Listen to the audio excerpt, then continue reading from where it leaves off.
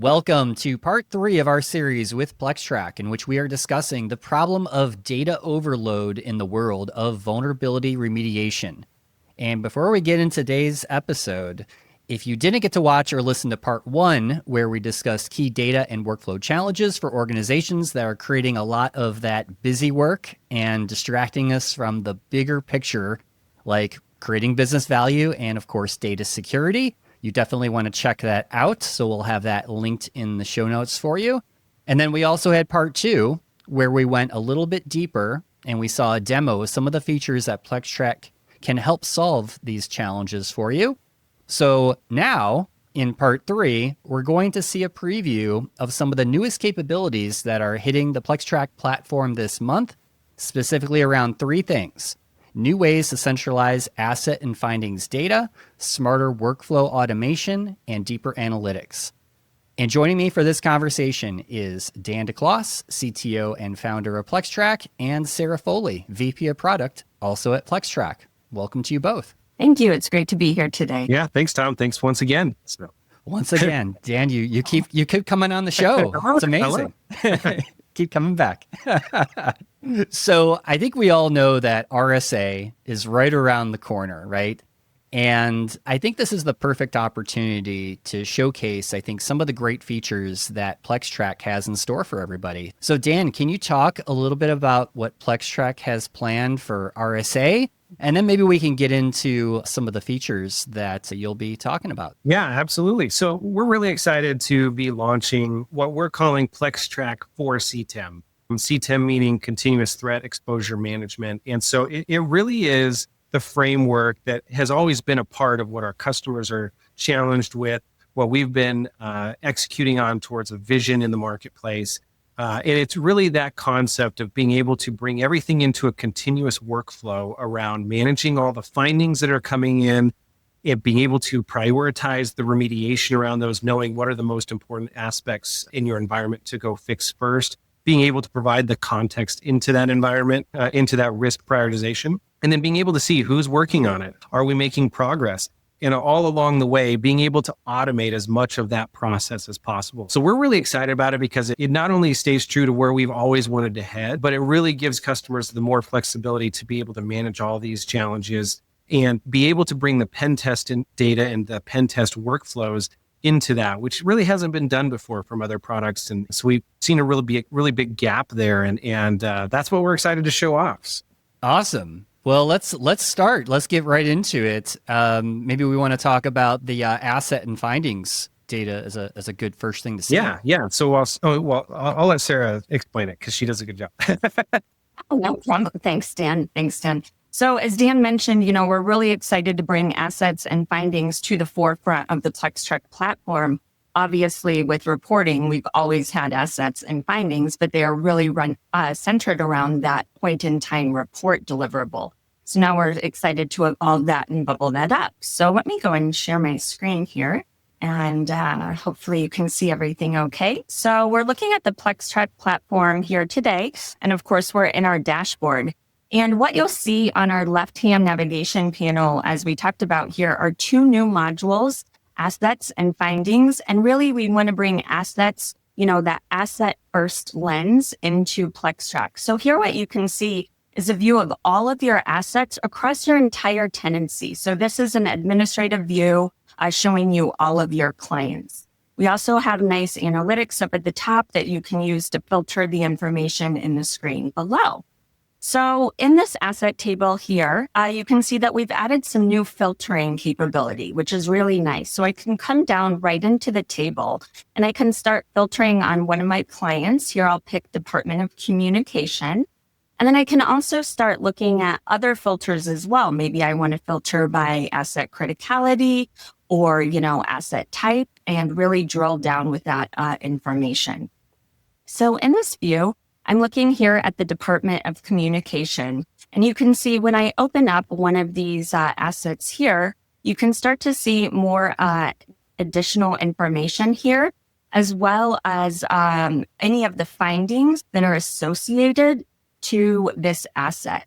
So what's great about this asset view is, again, we'll start giving you more information about all of the findings associated to an asset. So you can start really digging in for that prioritized remediation view. So with the assets, again, you can see additional information here, any ports that might be living on the asset. And you can also come and edit any additional information here as well with this edit screen here.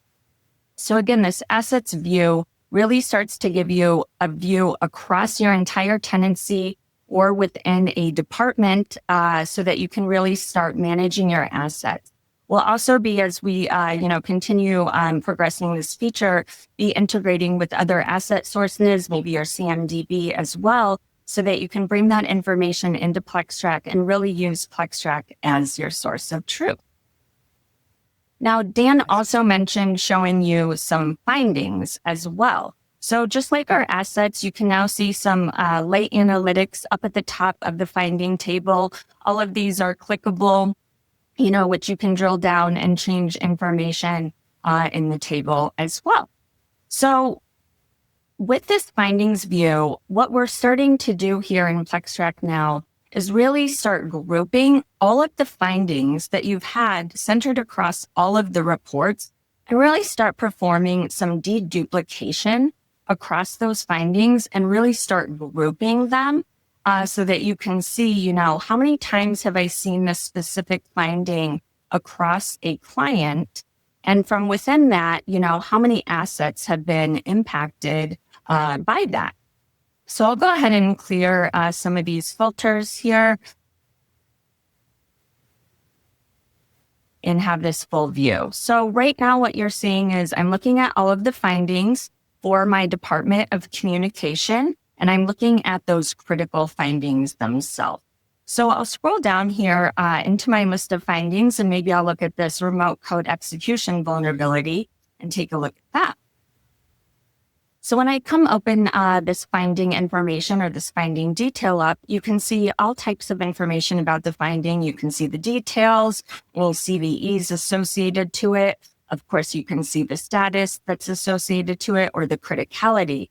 But what's really nice about this view is that we'll start grouping these instances or any occurrences that we may have of this vulnerability across your assets. So here you can see when I open up this vulnerability, I now have 2 instances or occurrences of this vulnerability on 2 unique assets. I can see the status of them, the severity, any tags associated with it that I might have. And with this view here, you can really start performing, that unique prioritized remediation on a specific asset, if that meets your needs, or really start taking grouping or bulk actions across the findings of the vulnerability. But I think what's good to call out here is that these are unique instances, regardless of how often they've been reported. So like, let's say you're doing, routine vulnerability scanning, or you're doing like monthly pen testing or weekly pen testing, and the same findings keep showing up on the same report or same engagement. This is how we collect all that information to reflect, hey, it's getting reported quite a bit, and so not only is it the finding with all the different instances, but also how many times it's been reported across the different sources. So it's helping, navigate all of that data coming in to where it's nice and concise, and you're not getting like, hey, this has been reported 3 times, so it shows up 3 times as a finding. It's one instance of that finding. And I think that's a really important aspect, is it doesn't remove the functionality that you can now bring that, like if it's sourced at a vulnerability scan at the top level, you can still bring that into periodic reports for like pen tests or other engagements that you're trying to report on, specifically where you want to have the core PlexTrac reporting experience. But this basically helps aggregate it at that top level. So it's really exciting. Yeah, that is. That really helps cut through the noise, because that's always been like what we talked about in this series. It's like, how do you cut down that noise and get right to the things like the number of instances and, getting that valuable data is so important. Yeah. And the great news is, obviously, again, we're keeping everything centered around that report. But with this evolution here, will also allow you to start ingesting the data, up at this client level. And then this will allow you to, come into your findings themselves and, look at a instance view here. And then you can start also, bringing these right into a report as well, or performing bulk actions on those as well. So now instead of, having to ingest that per report, you can really come in here and start, bubbling that information up across those reports. So that would be great as well. Awesome. Well, I'm sure there's a lot of automation as well that you guys are going to be releasing around that workflow. Can you talk a little bit about the automation that's going to be coming out soon? Yeah, absolutely. So we're actually, and I think you can show this too, Sarah. So we have now like deploy, or I guess it's coming. Maybe we're keeping it a little bit of a surprise, but we're working on a workflow automation engine where you can actually create your own rule sets around here. This is the action, these are the triggers to be able to help support. Hey, if a finding gets changed with a status to critical or has a certain tag on it that like it's in the PCI CDE, you want to do some automations around that, you can create those rule sets and say like, hey, anything that's assigned to this, any type of asset that has this type of finding or this type of criteria, assign that to Tom and he'll get a notification automatically if he goes and makes an edit to it.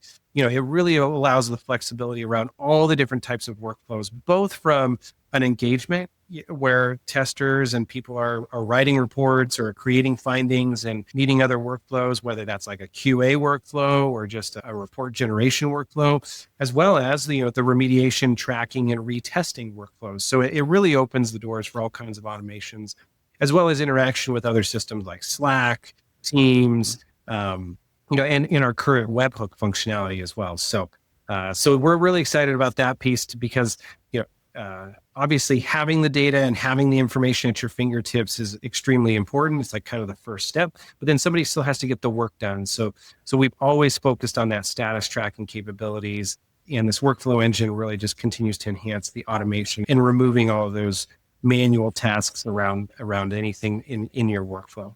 Yeah, that's awesome. I know one topic that I know a lot of listeners are probably going to want to hear about, and this will be a major theme at RSA, I am 100% sure of it, is AI.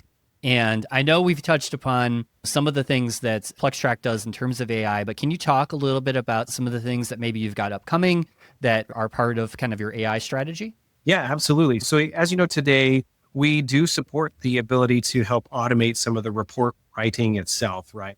And so coming here very, very soon, we're excited to be able to start sharing it here with the world soon, is our ability to also ask questions of your data. So as this data all comes in, being able to ask simple questions around, hey, what are the most commonly reported findings? And being able to use that as a springboard for helping you with the prioritization or just getting better visibility. Because again, even with the data at your fingertips and how we're collecting data, trying to make sure that the signal is coming through the noise, having that AI assistant, so to speak, at your fingertips will also dramatically help. So that's what we're also excited to be able to share here soon and be able to show off to the world as well. That's awesome. Yeah. And speaking of kind of the data pieces, do you guys have anything new around that deeper level of analytics that I think are just so important as we tie all this data together?